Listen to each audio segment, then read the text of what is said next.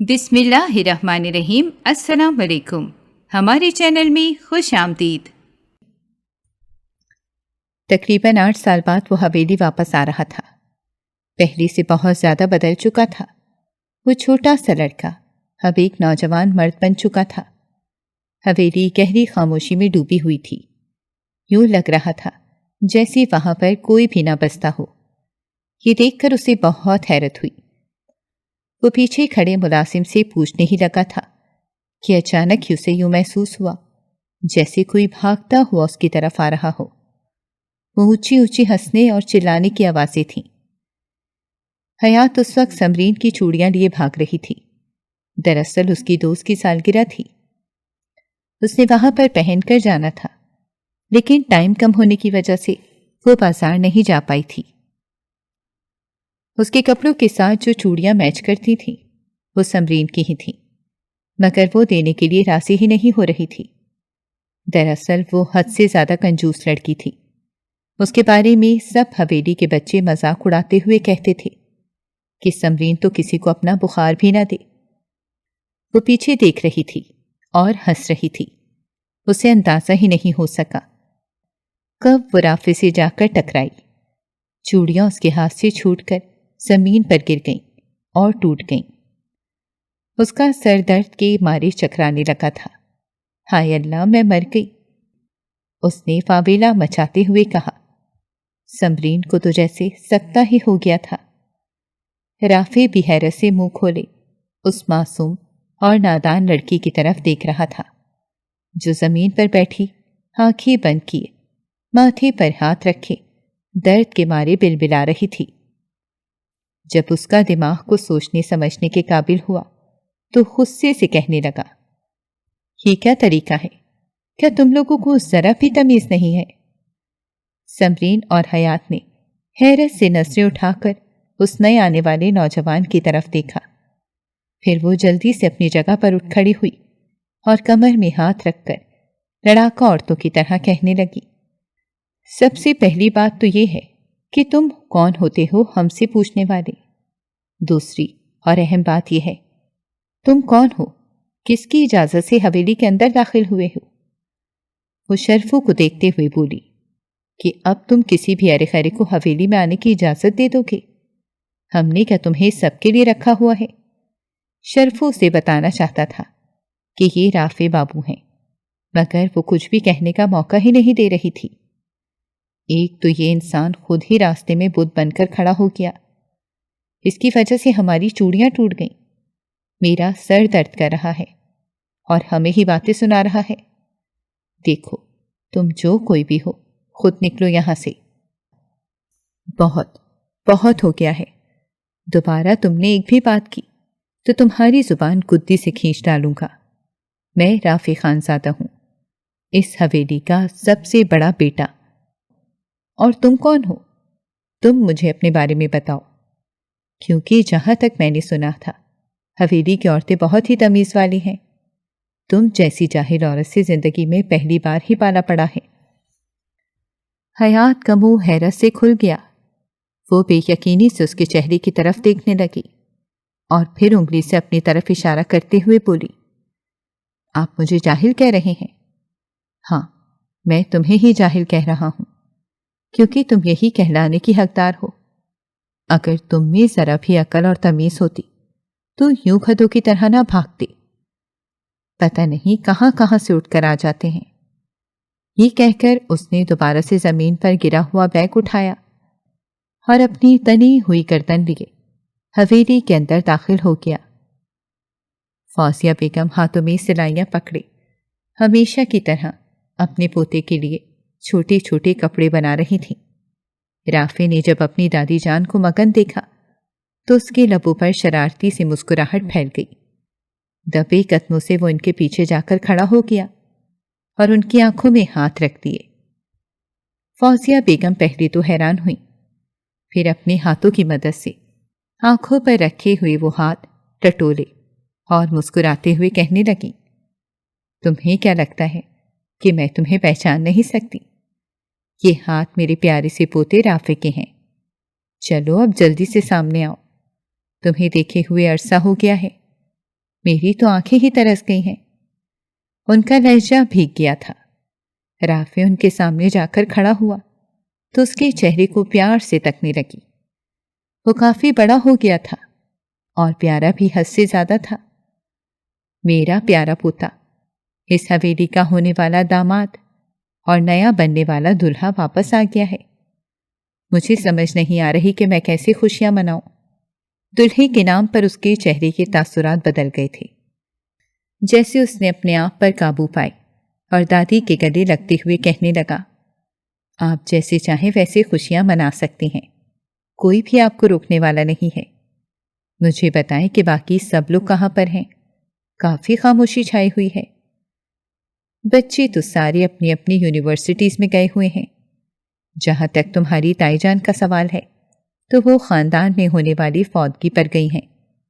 صرف میں اور حیات ہی گھر پر موجود ہیں۔ رکو، میں اسے آواز دیتی ہوں۔ حیات بیٹا، کہاں پر ہو؟ جلدی سے یہاں پر آؤ، تمہیں کسی سے ملوانا ہے۔ اپنے نام کی پکار سن کر وہ جلدی سے بھاگی ہوئی اندر آئی۔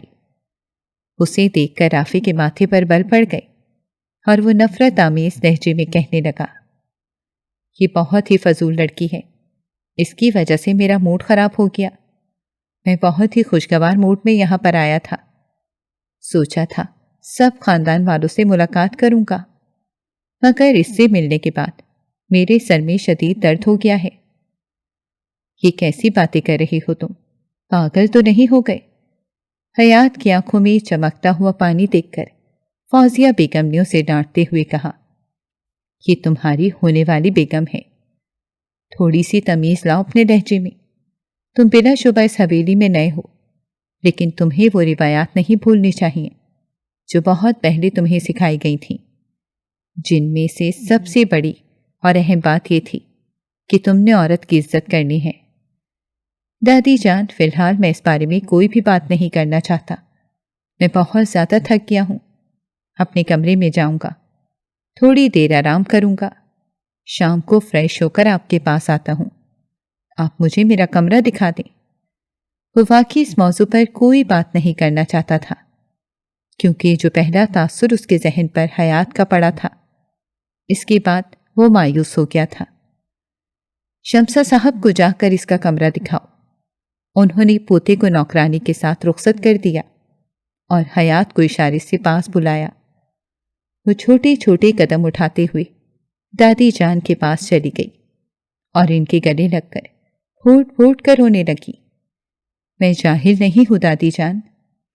ارے میرا بچہ، تو بہت ہی سمجھدار اور اچھا ہے، وہ انسان تو پاگل ہے۔ تم اس کی باتوں کو اپنے ذہن پر سوار نہ کرو، بلکہ اسے نظر انداز کرو۔ آپ نے تو مجھے کہا تھا وہ مجھ سے بہت محبت کرتے ہیں اور انہیں اس رشتے سے کوئی مسئلہ بھی نہیں ہے۔ 3 سال ہو گئے ہیں میں ان کا انتظار کر رہی ہوں۔ اب جب وہ واپس آئے ہیں تو کیسی بے رخی کا مظاہرہ کر رہے ہیں۔ آپ سوچ بھی نہیں سکتی کہ میرا دل کتنا تکلیف میں ہے۔ ایک لمحے کے لیے بھی چین نصیب نہیں ہو رہا۔ بیٹا، میں سمجھتی ہوں، میں سب سمجھتی ہوں، اور میں اسے بھی سمجھاؤں گی۔ تم پریشان مت ہو اور کسی بھی چیز کی ٹینشن نہ لو، بس سب کچھ اللہ تعالیٰ پر چھوڑ دو۔ اللہ تعالیٰ ضرور تمہارے حق میں بہتر فیصلہ کریں گے، اور جہاں تک تمہارا نکاح کا سوال ہے تو وہ رافع سے ہی ہوگا۔ میں نے تمہیں جو بھی خواب دکھائے ہیں ان سب خوابوں کو تکمیل تک بھی پہنچاؤں گی۔ یہ فیصلہ میں نے کیا تھا، میں نے ہی تم دونوں کا رشتہ طے کیا تھا، تو اب تم دونوں کی شادی کروانا بھی میرا ہی کام ہے۔ مگر انہیں میری ذات سے کوئی دلچسپی ہی نہیں ہے، اور نہ ہی انہیں میں اچھی لگتی ہوں۔ پھر کیا فائدہ ہے اس رشتے کا یا اس شادی کا؟ دیکھو، محبت نکاح کے بعد اللہ تعالیٰ دلوں میں ڈالتے ہیں، نکاح سے پہلے کبھی بھی محبت نہیں ہو سکتی۔ تم فکر مت کرو، جب تم دونوں کا نکاح ہوگا تو اس کا دل خود بخود ہی تمہاری طرف مائل ہو جائے گا۔ چلو اپنے کمرے میں جاؤ اور آرام کرو۔ دادی جان، میری دوست کی سالگرہ ہے، میں نے اس کی سالگرہ پر جانا تھا، اگر آپ کی طرف سے اجازت ہو۔ ہاں، کیوں نہیں، تم چلی جانا، لیکن پہلے فیضان کو گھر واپس آنے دو۔ میں اکیلے تمہیں ڈرائیور کے ساتھ نہیں بھیج سکتی۔ جی ٹھیک ہے، تب تک میں اپنے کمرے میں جا کر تیار ہوتی ہوں۔ وہ بھاگتی ہوئی اپنے کمرے کی طرف بڑھ گئی۔ اس کا موڈ اب کافی حد تک خوشگوار ہو گیا تھا۔ وہ کوئی بھی بات اپنے دل میں نہیں رکھتی تھی، یا تو آنسو کے راستے بہا دیتی تھی یا پھر کسی سے شیئر کر کے اپنا دل ہلکا کر دیتی تھی، اور یہی اس کی سب سے اچھی عادت تھی۔ تیار ہونے کے بعد اس نے ایک نظر خود کو شیشے میں دیکھا۔ بلا شبہ وہ آسمان سے اتری ہوئی کوئی پری لگ رہی تھی۔ جو بھی اسے دیکھتا پہلی ہی نظر میں اس کا دیوانہ ہو جاتا، مگر اس کا دل تو صرف اور صرف اس شخص پر ٹھہرا تھا جسے اس کو دیکھنے میں بھی کوئی دلچسپی نہیں تھی۔ اس نے موبائل اٹھایا اور فیضان کو کال ملانے لگی۔ ہیلو، تم کہاں پر ہو؟ اس وقت مجھے تم نے دوست کے گھر چھوڑنا ہے۔ ٹھیک ہے، تم بھی ساتھ چلے جانا، کوئی مسئلہ نہیں ہے، وہاں پر سب لوگ ہی موجود ہوں گے۔ وہ اپنے کزن سے واقف تھی جو کہ بہت ہی ندیدہ تھا۔ جہاں پر کھانے کا نام لیا جاتا وہاں پر وہ پہنچ جاتا۔ ابھی وہ اس سے یہی بات کر رہا تھا کہ میں نے بھی جا کر برتھ ڈے پارٹی انجوائے کرنی ہے۔ اس نے بڑی سی کالی چادر لی اور بیرونی حصے کی طرف چلی گئی، کیونکہ فیضان تھوڑی ہی دیر کے بعد پہنچنے والا تھا۔ شام کا وقت ہو گیا تھا، رافع بھی اب اٹھ چکا تھا اور زیادہ سے زیادہ 3 گھنٹے کی نیند لینا تھا۔ اس کے بعد فریش ہو جاتا تھا۔ جب اس نے فیضان کے ساتھ اپنی ہونے والی بیگم کو باہر نکلتے ہوئے دیکھا تو ایک لمحے کے لیے تو وہ خود بھی مبہوت رہ گیا۔ بلا شبہ وہ بہت ہی حسین عورت تھی اور تیار ہوئے تو وہ بہت ہی پیاری لگ رہی تھی، لیکن جب شام کا رویہ اس کی نظروں کے سامنے آیا تو اس کے چہرے کے تاثرات بھی بگڑ گئے۔ بیوٹی وداؤٹ برین، اس نے بیزاریت سے سوچا اور اپنی نگاہیں جھکا لی۔ حیا جو سمجھ رہی تھی کہ اس کے محبوب کی نگاہیں اس پر ٹک گئی تھیں، یہ سب دیکھ کر وہ بیزار ہو گئی۔ اس کا دل ہر چیز سے اچاٹ ہو گیا تھا۔ فیضان اس سے مذاقیں کر رہا تھا، مگر وہ اس بات کا جواب بھی نہیں دے رہی تھی۔ اسے لگ رہا تھا کہ ساری رونقیں ختم ہو گئی ہیں۔ کیا ہو گیا ہے تمہیں؟ تمہارا موڈ کیوں خراب ہو گیا ہے؟ کیا تمہیں رافع پسند نہیں ہے؟ فیضان کی بات سن کر پہلے تو وہ حیران ہوئی اور پھر تیزی سے نفی میں سر ہلاتے ہوئے کہنے لگی، ارے نہیں، ایسی کوئی بات نہیں ہے، مجھے کیا ہونا تھا، میں تو بالکل ٹھیک ہوں۔ میں دیکھ رہا ہوں کہ جب سے وہ آیا ہے تب سے تمہارا موڈ تھوڑا خراب ہو گیا ہے۔ اگر تمہیں بہت اچھا نہیں لگتا تو تمہارے ساتھ کوئی بھی زبردستی نہیں کرے گا، تم اس رشتے سے انکار کر سکتی ہو۔ تم پاگل تو نہیں ہو گئے؟ اتنا عرصہ ہو گیا ہے میں اس کا انتظار کر رہی ہوں۔ میرے ذہن میں بچپن میں ہی یہ بات ڈال دی گئی تھی کہ وہ میرا شوہر بنے گا، تو اب کیسے میں پیچھے ہٹ سکتی ہوں؟ غصہ کیوں کر رہی ہو؟ میں تو بس تم سے ایک چھوٹا سا سوال کر رہا تھا۔ چلو ٹھیک ہے، اگر تمہیں یہ موضوع پسند نہیں ہے تو ہم کسی اور بارے میں بات کرتے ہیں۔ وہ اسے لے کر اس کے دوست کی پارٹی پر چلا گیا۔ دراصل حیات بہت ہی سادہ اور کم عمر تھی۔ ابھی اس کی عمر صرف اور صرف 17 سال تھی۔ پڑھائی سے اسے بالکل دلچسپی نہیں تھی۔ مر مر کر اس نے میٹرک پاس کیا تھا۔ اس نے اپنی دادی جان کو صاف کہہ دیا تھا کہ اب اس میں مزید تعلیم حاصل نہیں کرنی۔ جہاں تک رافع کا سوال تھا تو اسے پڑھی لکھی آگے بڑھتی ہوئی عورتیں پسند تھیں۔ وہ خود بھی ایک بہت بڑا بزنس مین تھا اور چاہتا تھا کہ کسی ایسی عورت سے شادی کرے جو میچیور ہو اور کوئی نوکری وغیرہ کرتی ہو۔ شام کا وقت تھا، سب لوگ اکٹھے بیٹھے ہوئے تھے جب حیات کی کزن اس کا مذاق اڑاتے ہوئے کہنے لگی، تم مجھ سے آج انگلش میں بات کرو گی، میں دیکھنا چاہتی ہوں کہ تمہاری انگلش کیسی ہے۔ ویسے بھی تھوڑے ہی عرصے بعد تم نے امریکہ چلے جانا ہے تو تمہیں تھوڑی سی پریکٹس بھی ہو جائے گی۔ کزن کی باتیں سن کر اس کا چہرہ شرمندگی کی وجہ سے لال ہو گیا تھا۔ وہ جانتی تھی کہ مائرہ اسے نیچا دکھانے کے لیے اس طرح کی باتیں کر رہی ہے، حالانکہ یہ کوئی وقت نہیں تھا اس کی انگلش چیک کرنے سے پہلے بہتر ہے کہ تم اپنی انگلش جا کر ٹھیک کر لو۔ فیضان نے جلدی سے اپنی کزن کی سائڈ لیتے ہوئے کہا۔ یہ وہ واحد انسان تھا جو حیات کو ہر جگہ پر ہی ڈیفینڈ کرتا تھا۔ اچھا ٹھیک ہے، زیادہ نہیں، تم بس مجھے 2-3 چیزوں کا مطلب بتا دو۔ اس سے پہلے کہ وہ مزید کچھ کہتی، حیات وہاں سے اٹھ کر اپنے کمرے میں بھاگ گئی۔ وہ اس کا مذاق اڑاتے ہوئے کہنے لگی، دراصل رافع بھائی، مسئلہ یہ ہے کہ اسے بالکل بھی انگلش نہیں آتی اور نہ اسے پڑھائی سے کوئی دلچسپی ہے۔ میٹرک میں بھی اس کی 2 سپلیں آئی تھیں جسے مر مر کر اس نے پاس کیا ہے۔ مائرہ کی بات سن کر اس نے بے ساختہ اپنی دادی جان کی طرف دیکھا تو وہ اس سے نظریں چراتے ہوئے کہنے لگی، پڑھائی میں کیا رکھا ہوا ہے؟ عورت کو صرف اور صرف کورس سیکھنے چاہیے اور اس کی اچھی تربیت ہونی چاہیے۔ وہ مرد کی زندگی سنوار دیتی ہے۔ جہاں تک پڑھی لکھی عورتوں کو میں نے دیکھا ہے، وہ اپنے شوہروں پر صرف اور صرف روب ڈالنا ہی جانتی ہیں۔ دادی جان، جہاں تک گھروں کے کاموں کا سوال ہے تو اسے وہ بھی نہیں آتے۔ آپ کو یاد نہیں ہے کہ پچھلی بار جب تایا جان کے مہمان آئے تھے اس نے بریانی بنائی تھی؟ سارے خاندان والوں کے سامنے اس نے ہمیں ذلیل و رسوا کر دیا تھا۔ کتنی ذلت کا سامنا اٹھانا پڑا تھا ہمیں۔ مائرہ نے تو جیسے قسم اٹھائی ہوئی تھی کہ آج وہ اس کے سارے پول کھول کر رکھ دے گی۔ تم خاموش ہو جاؤ اور اپنے کمرے میں جاؤ۔ دادی اسے وہاں سے بھیجنا چاہتی تھی مگر رافع نے اسے ٹوکتے ہوئے کہا، نہیں، اسے یہیں پر ہی بیٹھنے دیں۔ تم اور بھی بتاؤ کہ اس کی کیا مصروفیات ہیں؟ اس کی مصروفیات کچھ خاص نہیں ہیں۔ پڑھائی سے اسے دلچسپی نہیں ہے، کتابیں اسے اچھی نہیں لگتی، ہر وقت ہی ٹی وی پر ڈرامے دیکھتی رہتی ہے یا پھر گھومنے کے لیے گاؤں میں نکل جاتی ہے، چھوٹے بچوں کی طرح شرارتیں کرتی ہے۔ اگر آپ میری بات سنیں تو میں آپ کو یہی کہوں گی کہ آپ اس لڑکی سے شادی نہ ہی کریں تو اچھا ہے، ورنہ آپ کی زندگی عذاب بن جائے گی۔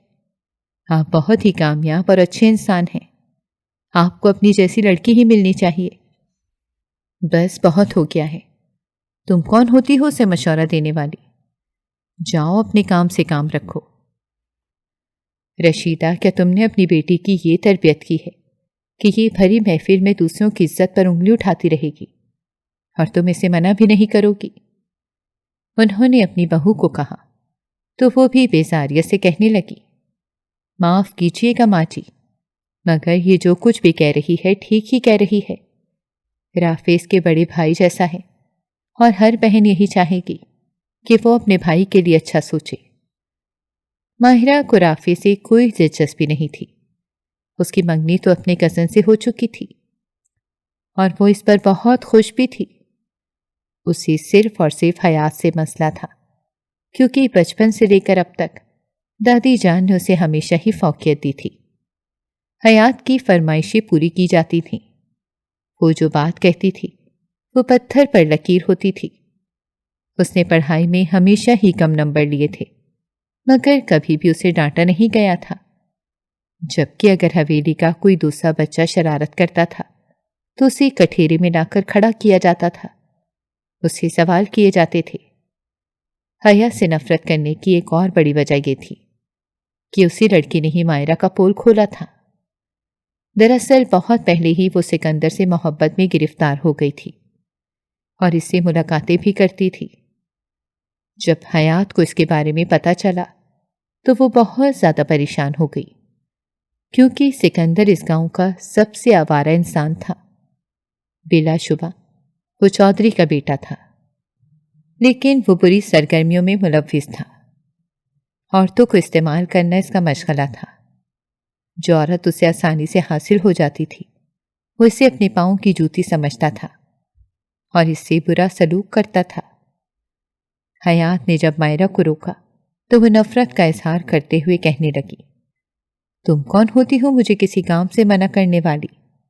تم ایک یتیم اور بے بس لڑکی ہو جو ہمارے ٹکڑوں پر پل رہی ہے۔ صرف اور صرف دادی جان کی وجہ سے تمہاری عزت کرتی ہوں، ورنہ اگر میرے بس میں ہوتا تو تمہیں کب سے اس حویلی سے نکال کر پھینک چکی ہوتی۔ یہ ساری باتیں کسی خنجر کی طرح اس معصوم لڑکی کے دل پر لگی تھیں، وہ جو اس حویلی کو اپنا سمجھنے لگی تھی، یہاں کے لوگوں کو اپنا ماننے لگی تھی۔ اس کی ساری خوش فہمیاں دور ہو گئی تھیں۔ ماہرہ نے اسے حقیقت سے آشکار کر دیا تھا اور اسے صاف الفاظ میں کہہ دیا تھا کہ وہ ان میں سے ہے ہی نہیں، مگر حیات اس کے باوجود بھی اس کی فکر کرتی تھی۔ وہ جانتی تھی کہ ماہرہ بہت ہی خوبصورت ہے، سب سے بڑھ کر یہ کہ وہ باتوں میں آ جاتی ہے، اسی لیے کوئی بھی اسے آسانی سے بے وقوف بنا دے گا۔ اسے دادی جان کو جا کر ساری حقیقت بتا دی تھی۔ بعد میں دادی جان نے اپنی بہو کو بلا کر سب لوگوں کے سامنے ذلیل کیا تھا۔ بلا شبہ ان کی یہ حرکت غلط تھی، انہیں اکیلے جا کر اپنی بہو سے اس بارے میں بات کرنی چاہیے تھی، مگر وہ بھی حد سے زیادہ جذباتی ہو گئی تھی، جس کی وجہ سے نہ صرف ماہرہ کا پول کھل گیا تھا بلکہ ساری دنیا کے سامنے اس کی جگ ہسائی بھی ہوئی تھی۔ وہ حد سے زیادہ حیات کے خلاف ہو گئی تھی۔ اس دن کے بعد وہ اس سے شدید نفرت کرنے لگی تھی۔ اس سے بات کرنا تو دور کی بات، وہ اس کی طرف نظر اٹھا کر بھی نہیں دیکھتی تھی، اور اب وہ یہی چاہ رہی تھی کہ رافع کا دل بھی اس کی طرف سے خراب ہو جائے تاکہ حیات بھی اس غم میں سے گزرے جس غم سے وہ گزرے تھے۔ رات کا وقت تھا۔ حیات اپنے کمرے میں لیٹی سونے کی ناکام کوششیں کر رہی تھی۔ نیند اس کی آنکھوں سے کوسوں دور تھی۔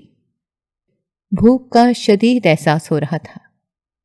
شام کے وقت وہ جلدی اپنے کمرے میں آ گئی تھی، کیونکہ اب باتیں اس کی ذات کے بارے میں ہونے لگی تھیں اور وہ یہ سب برداشت نہیں کر سکتی تھی۔ اسی وجہ سے وہ کھانا بھی نہیں کھا پائی تھی۔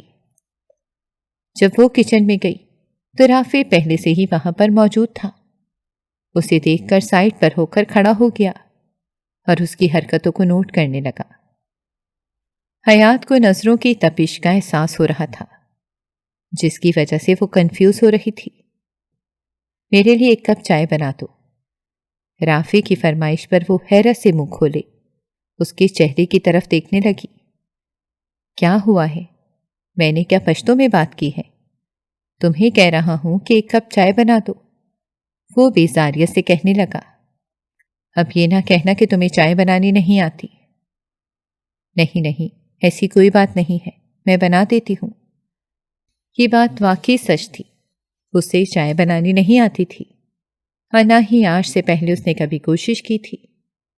ٹھیک ہے، وہ سوچ رہی تھی کہ نافع اب اپنے کمرے میں چلا جائے گا تو وہ یوٹیوب کھول کر وہاں پر کوئی ویڈیو دیکھ کر چائے بنائے گی، مگر وہ تو جیسے قسم کھا کر آیا تھا کہ اس وقت تک وہاں سے نہیں جائے گا جب تک وہ اسے ذلیل نہیں کر لیتا۔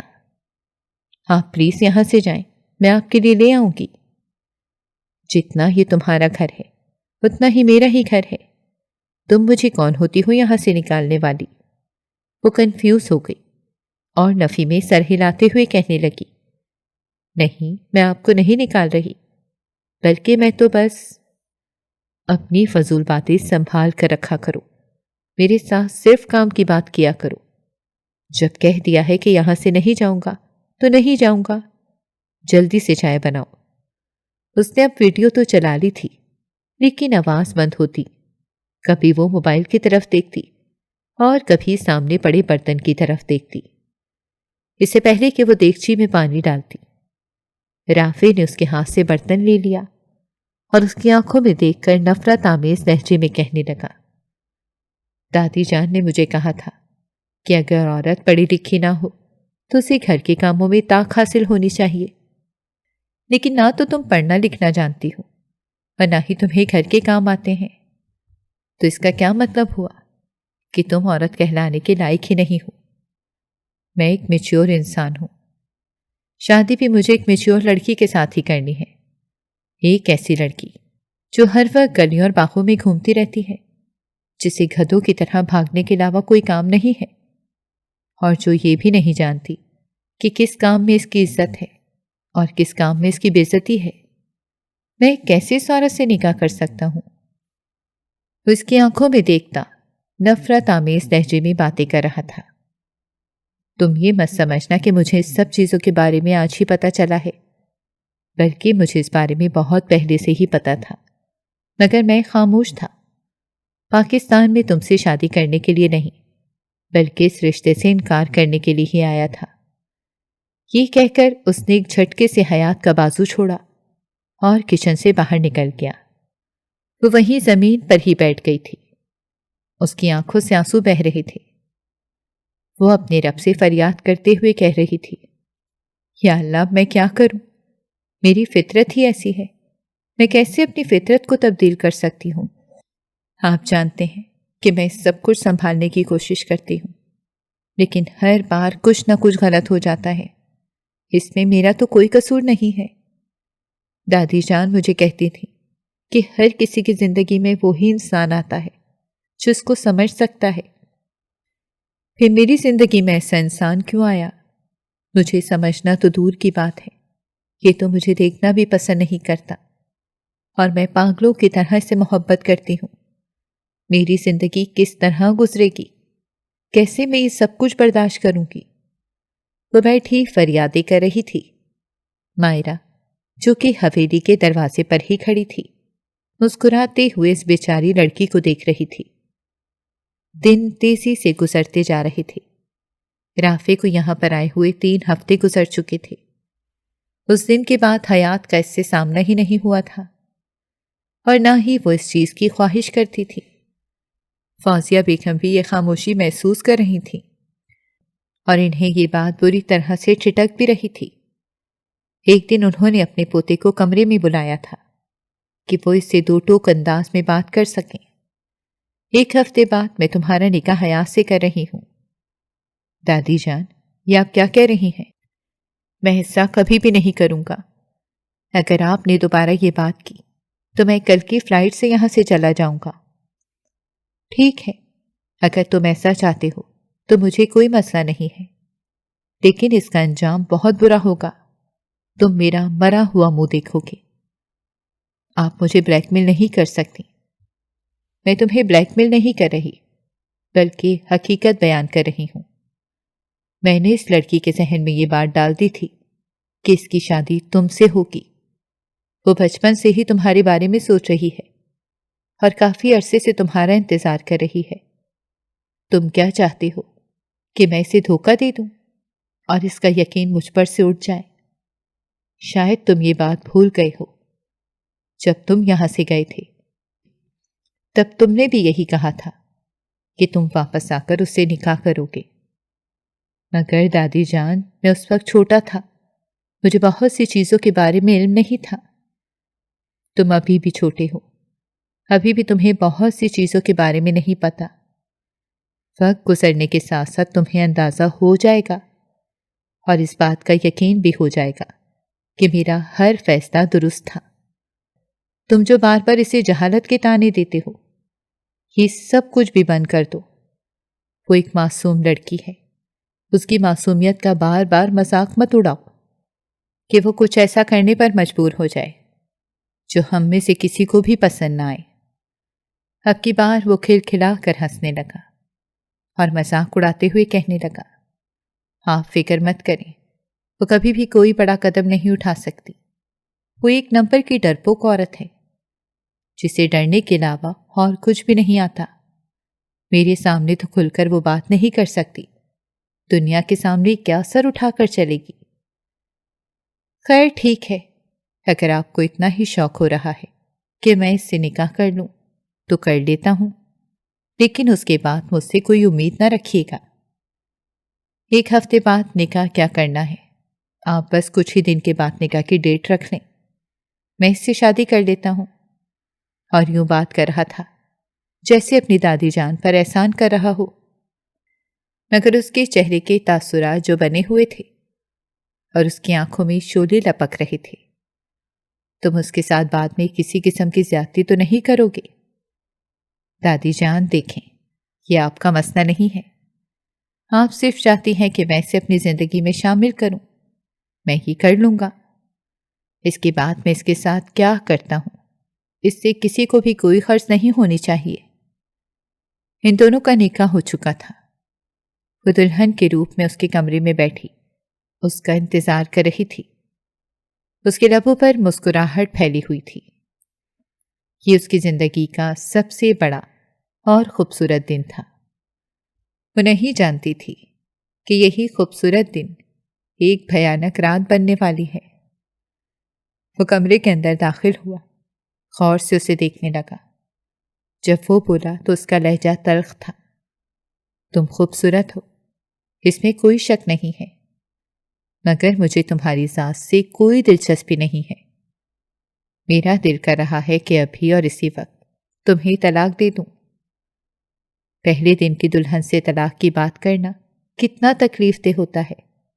کوئی حیا سے پوچھتا تو وہ بتاتی۔ یہ آپ کیا کہہ رہے ہیں؟ آپ کیوں اس طرح کی باتیں کر رہے ہیں؟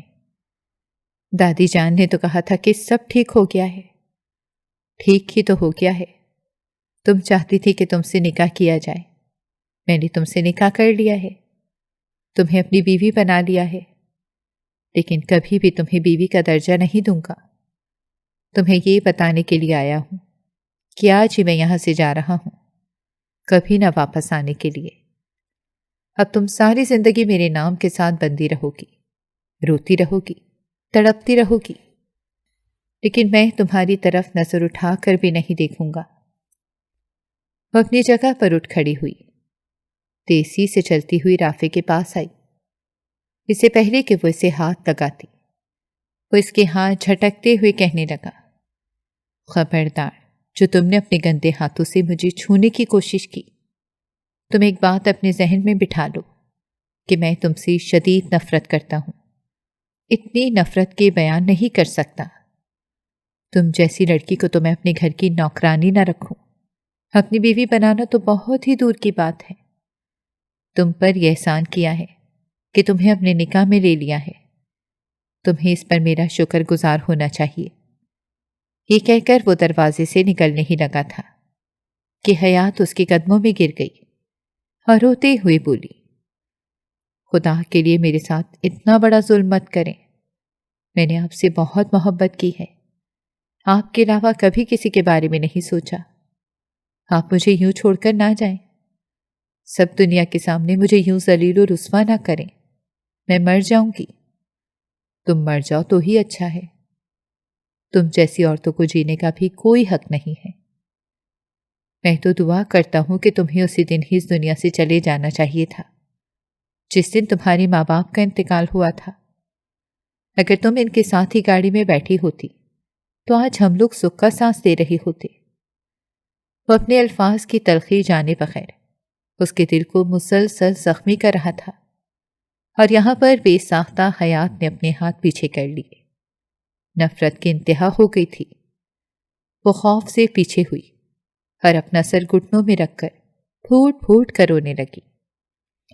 رافع نے ایک نظر اس کو دیکھا، چند لمحوں کے لیے اس کے دل میں رحم آیا تھا، مگر اگلے ہی پل اس نے اپنے دل کو دوبارہ سے پتھر کا بنا لیا اور کمرے سے باہر نکل گیا۔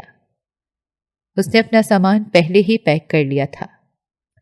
مائرہ نے اس میں اس کی مدد کی تھی۔ وہ اس کا شکریہ ادا کرتے ہوئے بیرونی دروازے کی طرف چلا گیا۔ دادی جان اپنے کمرے میں بیٹھی تسبیح پڑھ رہی تھیں۔ وہ سمجھ رہی تھی کہ سب کچھ ٹھیک ہو گیا ہے، مگر وہ نہیں جانتی تھی کہ ان کا پوتا نہ صرف انہیں بلکہ اس لڑکی کو بھی دھوکہ دے کر یہاں سے جا چکا ہے۔ صبح جب وہ اپنی پوتی سے ملنے کے لیے اس کے کمرے میں گئیں تو دیکھا کمرے کی حالت بکھری ہوئی تھی، دروازہ بھی کھلا ہوا تھا اور وہ بیڈ کے ساتھ بیٹھی ہوئی روئی چلی جا رہی تھی۔ پوری رات وہ روتی رہی تھی، مگر اسے صبر نہیں آ رہا تھا۔ یہ کیا ہوا ہے؟ تم نے اپنی کیا حالت بنائی ہوئی ہے؟ اور رافع کہاں پر ہے؟ مجھے بتاؤ، میں اس سے پوچھتی ہوں۔ آپ اس سے سوال نہیں کر سکتی، اس سے کوئی بھی سوال نہیں کر سکتا۔ وہ یہاں سے ہمیشہ ہمیشہ کے لیے چلا گیا ہے، کبھی نہ واپس آنے کے لیے۔ وہ مجھے سب خاندان والوں کے سامنے ذلیل کر کے نکل گیا ہے۔ مائرہ پرسوں رات میرا مذاق بنا رہی تھی۔ وہ مجھے کہہ رہی تھی کہ تمہارا شوہر تمہیں ساری دنیا کے سامنے بے مول کر جائے گا، مگر میں نے اس کی باتوں کو سیریس نہیں لیا، کیونکہ میں آپ کے وعدوں پر یقین رکھ رہی تھی۔ مجھے لگتا تھا کہ آپ نے جو بھی کہا ہے وہی سچ ہے۔ آپ نے تو مجھے کہا تھا کہ نکاح سے دلوں میں محبت پیدا ہو جاتی ہے، مگر اسے تو ابھی بھی مجھ سے نفرت ہی تھی۔ وہ پاگلوں جیسی حرکتیں کر رہی تھی۔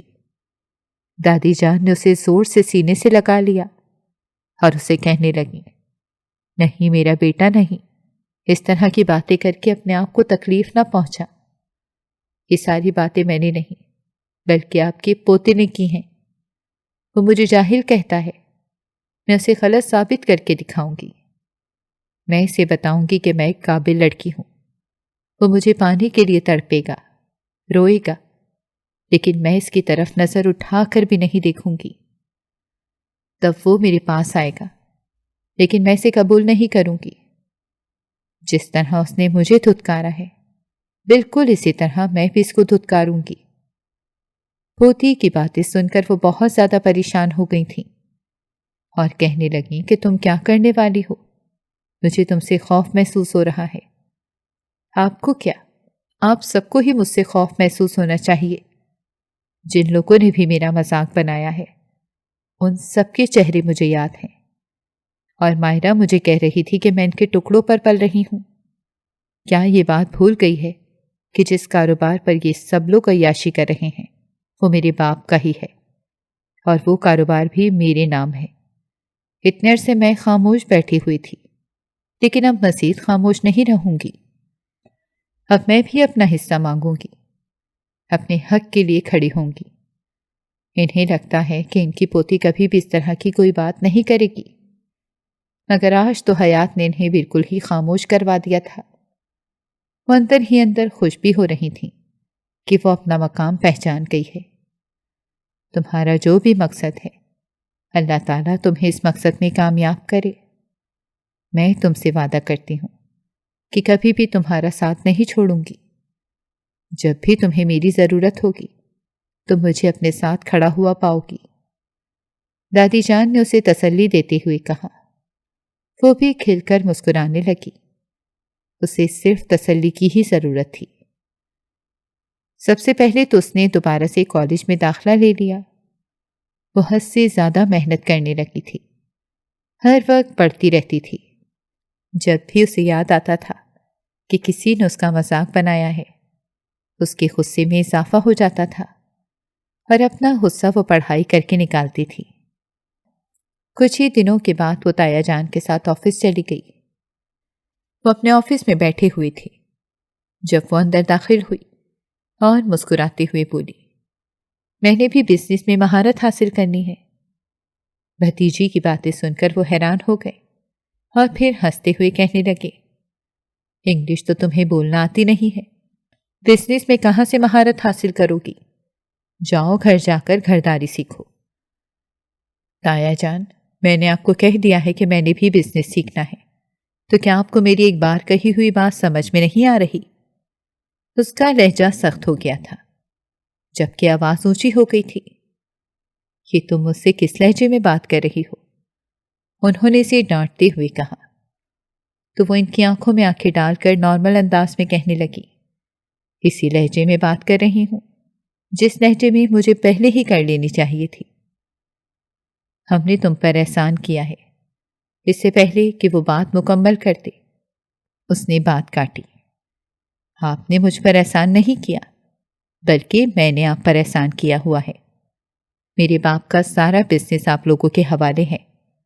میں نے آپ لوگوں پر یقین کر کے یہ سب کچھ آپ کو سونپا تھا۔ اگر چاہوں تو ابھی اور اسی وقت واپس لے سکتی ہوں، اور آپ مجھے کچھ بھی نہیں کہہ سکتے، نہ ہی میرا کچھ بگاڑ سکتے ہیں۔ پہلے ہی میں نے وکیل سے بات کر لی ہے کہ اگر مجھے کچھ بھی ہوتا ہے تو اس کی ذمہ داری میرے گھر والوں پہ جائے گی۔ اس کی تایا جان حیران بھی ہو رہے تھے اور پریشان بھی، سوچ بھی نہیں سکتے تھے کہ یہ لڑکی کبھی اس طرح بھی سر اٹھائے گی۔ وہ تو اب اس کا سر کچلنے کی بھی پوزیشن میں نہیں تھے۔ صرف اور صرف 1 سال کی محنت کے بعد وہ لڑکی ایک کامیاب بزنس وومن بن گئی تھی۔ 18 سال کی وہ لڑکی جو بزنس کے بارے میں سب لوگوں سے بڑھ کر جانتی تھی، اور جسے اچھے طریقے سے پتا تھا کہ کس کو کیسے ڈیل کرنا ہے بڑی بڑی کمپنیز کے ساتھ اب ان کی کمپنی کی ڈیلنگز ہو رہی تھیں۔ ذرا سی محنت کی اور اپنی کمیونیکیشن اسکلز بھی ٹھیک کر لیں۔ مختلف لوگوں کے ساتھ کیسے رابطہ کرنا ہے، کس لہجے میں بات کرنی ہے، کس کے ساتھ کس حد تک تعلق رکھنا ہے، ان سب چیزوں کے بارے میں اسے اچھی طرح سے اندازہ ہو گیا تھا۔ جنید صاحب وہ پہلے اس سے خائف رہتے تھے، لیکن اب وہ اسے تعارف کرواتے ہوئے فخر محسوس کرتے تھے۔ ماہرہ جو سوچ رہی تھی کہ وہ لڑکی بری طرح سے ٹوٹ جائے گی اور کبھی بھی خوش نہیں ہو پائے گی، جب اس نے دیکھا کہ حیات کامیابی کی بلندیاں چھونے لگی ہے تو اس کی جلن میں بھی اضافہ ہو گیا۔ دوسری طرف رافع نے اپنی مرضی سے ایک ڈاکٹر سے شادی کر لی تھی جو امریکہ کی ہی تھی۔ ایک دن جب وہ اپنے آفس سے واپس آ رہا تھا، وہ اسے راستے میں ملی تھی اور مشکل میں نظر آ رہی تھی۔ دراصل اس کے پیچھے کچھ لوگ لگے ہوئے تھے۔ رافع نے اس کی مدد کی تھی اور اسے گھر تک پہنچایا تھا۔ اس دن وہ اس لڑکی کو اپنا دل بھی دے بیٹھا تھا، کیونکہ وہ کافی سمجھدار اور سلجھی ہوئی لڑکی تھی۔ حسن کے مقابلے میں وہ حیات سے بہت کم تھی، بلکہ اس کا تو حیات سے کوئی مقابلہ ہی نہیں تھا، کیونکہ حیات کا شمار حسین ترین عورتوں میں ہوتا تھا۔ ڈاکٹر حسن کے معاملے میں ایک نارمل سی لڑکی تھی، لیکن وہ حد سے زیادہ چالاک تھی۔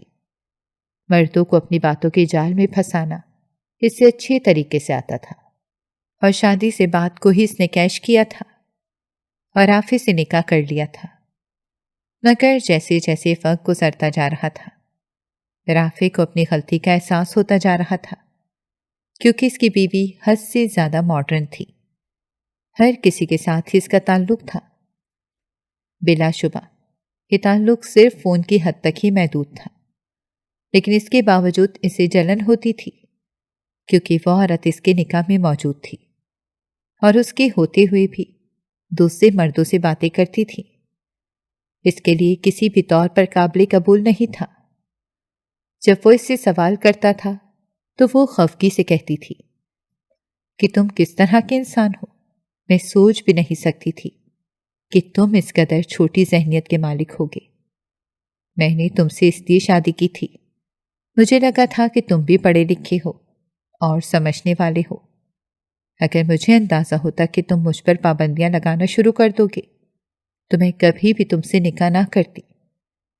اور اس وقت رافع کو شدت سے وہ بات یاد آئی تھی جب اس نے یہی سب کچھ اپنی پہلی بیوی کو بھی کہا تھا، مگر اس کی بیوی نے خاموشی سے یہ باتیں سنی تھیں۔ وہ بھی تو خاموشی سے ہی سن رہا تھا۔ آخر میں فریحہ کو نصیحت کرتے ہوئے کہہ رہا تھا، ٹھیک ہے، میں تمہیں سمجھتا ہوں، مگر تم بھی مجھے سمجھو، ہر کسی سے رابطہ نہ رکھا کرو۔ ایک بہت بڑی بزنس پارٹی تھی جو کہ پاکستان میں ہی ہو رہی تھی، اور یہ جنید صاحب نے رکھوائی تھی۔ وہ اپنی بھتیجی حیات کا سب سے تعارف کروانا چاہتے تھے۔ رافع کو بھی اس پر مدعو کیا گیا تھا۔ خاندان کے لوگ بھی وہاں پر موجود تھے۔ سب لوگ رافع کے تاثرات دیکھنا چاہتے تھے کہ وہ کس قسم کا رد عمل ظاہر کرے گا، کیونکہ اس کی پہلی بیوی اس کے مقابلے میں آ چکی تھی، جس کا وہ مذاق بنا کر گیا تھا۔ اب اس کا شمار کامیاب عورتوں میں ہونے لگا تھا۔ وہ حد سے زیادہ مغرور تھی، کبھی کسی سے فالتو بات نہیں کرتی تھی۔ وہ ایک باعزت طریقے سے اپنی زندگی جی رہی تھی۔ لوگ اس کی عزت کرتے تھے اور اس سے خائف بھی رہتے تھے۔ ایک عورت کو ایسا ہی ہونا چاہیے، لوگ اس سے ڈریں بھی اور اس کی عزت بھی کریں، اس سے بات کرتے ہوئے بھی ہچکچائیں۔ فریحہ جب وہاں پر گئی تو اسے اپنا کالج کا دوست مل گیا تھا۔ وہ بے فکری سے اس سے گلے ملی اور پھر اس سے اس کا حال پوچھنے لگی۔ رافع قریب ہی کھڑا بے یقینی سے اپنی بیوی کو دیکھ رہا تھا، جو اس وقت کسی اور مرد کے ساتھ یوں باتیں کر رہی تھی جیسے وہ اس کا سگا ہو۔ تھوڑے فاصلے پر خاندان کے لوگ بھی موجود تھے۔ وہ بھی یہ سب دیکھ کر اپنی ہنسی دبا رہے تھے۔ رافع کے کانوں میں اپنی ایک جاننے والی کی آواز پڑی، دیکھو، ایک شریف لڑکی کو چھوڑ کر گیا تھا، اس کے ساتھ تو ایسا ہی ہونا تھا۔ تھوڑی ہی دیر کے بعد ہر طرف تالیوں کی گونج اٹھی۔ حیات اسٹیج پر گئی۔ رافع نے جب نظریں اٹھا کر دیکھا تو چند لمحوں کے لیے تو اپنی آنکھوں پر یقین ہی نہیں کر پایا۔ وہ لڑکی کوئی اور نہیں بلکہ وہی تھی جس کو وہ دھتکار کر گیا تھا۔ آج وہ اسٹیج پر کھڑی سب کی آنکھوں میں آنکھیں ڈال کر گفتگو کر رہی تھی۔ اس کے سر پر سادگی سے دوپٹہ سجا ہوا تھا اور ایک باوقار لباس پہن رکھا تھا۔ وہ بہت خوبصورت بول رہی تھی اور سب کو اس پارٹی پر خوش آمدید کہہ رہی تھی۔ اس دن رافع کو پچھتاوا ہوا تھا۔ اس دن اس سے اپنی غلطی کا احساس ہوا تھا کہ اس نے اپنے ساتھ کتنا بڑا ظلم کر دیا ہے۔ حیات سے جب اس نے بات کرنے کی کوشش کی تو وہ اس کے پہلو سے ہو کر نکل گئی، کیونکہ اب اسے اس انسان سے نہ تو محبت تھی اور نہ ہی اسے اس انسان سے کوئی دلچسپی تھی، یا پھر یہ ساری باتیں وہ صرف اور صرف خود کو تسلی دینے کے لیے ہی کہہ رہی تھی۔ اس رات رافع پر اپنی بیوی کا بھی راز آشکار ہو گیا، جو اس کے ہوتے ہوئے کسی اور مرد کے ساتھ تعلق رکھ رہی تھی، اور یہاں پر اس کے صبر کا پیمانہ بھی لبریز ہو گیا۔ اس نے اسی رات ہی اپنی بیوی کو طلاق دے کر گھر سے باہر نکال دیا اور اپنے رب کا شکر ادا کیا کہ اس کی حقیقت اس کے سامنے آ گئی۔ اب وہ صرف اور صرف حیات تک رسائی حاصل کرنا چاہتا تھا، کسی نہ کسی طریقے سے اس کے پاس پہنچ جائے اور اس سے اپنے کیے کی معافی مانگ لے۔ وہ پوری رات حیات نے بھی روتے ہوئے گزاری تھی۔ وہ جو سمجھ رہی تھی کہ اس انسان کی زندگی سے چلے جانے کے بعد وہ خود کو سنبھالے گی، پھر جب وہ اس کے سامنے آئے گا تو وہ خود کو مضبوط ظاہر کرے گی، مگر وہ ایسا نہیں کر پائی۔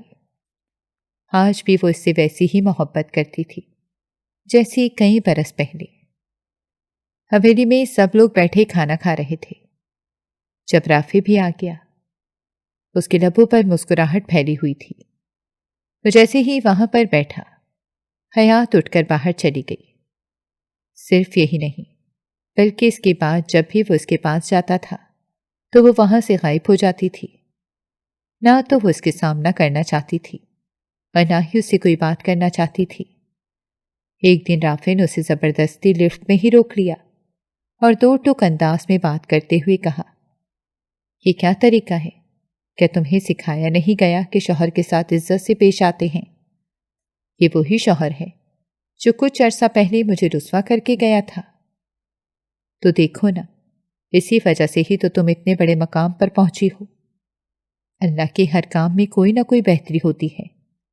حیات سمجھ نہیں پائی تھی کہ وہ اس سے طنز کر رہا ہے یا پھر اس کا مذاق بنا رہا ہے۔ وہ قریب سے ہو کر نکلنے ہی لگی تھی کہ رافع کی آواز پر چونک گئی۔ شام کو تیار رہنا، میں تمہیں لینے کے لیے آؤں گا۔ میں نے آپ کے ساتھ کہیں بھی نہیں جانا، وہ چلائی۔ میں تمہیں کہہ رہا ہوں، بس تم تیار رہنا۔ یہ کہہ کر وہ وہاں سے چلا گیا تھا اور شام کو نہ چاہتے ہوئے بھی وہ تیار ہو گئی۔